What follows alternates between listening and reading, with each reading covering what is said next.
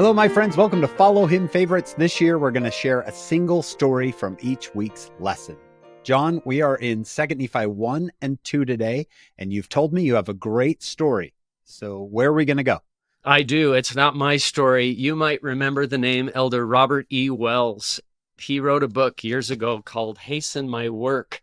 And in this story, he told about a man who took the train home from work every day. And there was a bookstore, a used bookstore right by the train station. And so he'd usually buy a book and read it on the train. Well, this time he only had change in his pocket. And he came into the bookstore and said, "What is the cheapest book in your store?"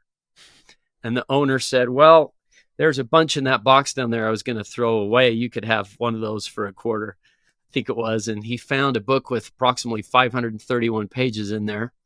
And picked it up and started to read.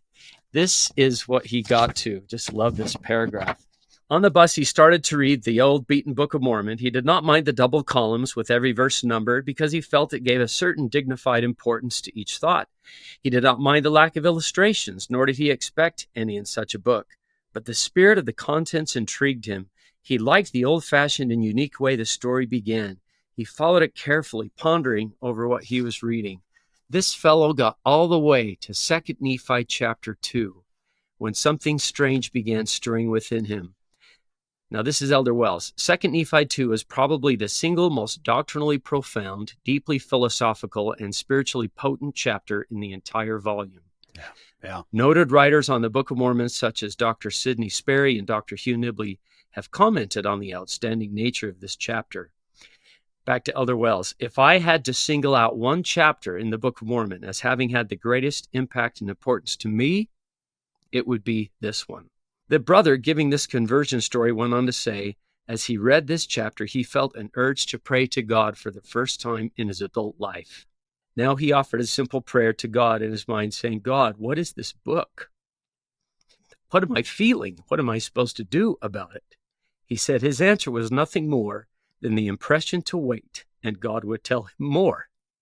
That night, the fellow was reading in his humble home when two missionaries on their way home felt a distinct impression to stop at his door.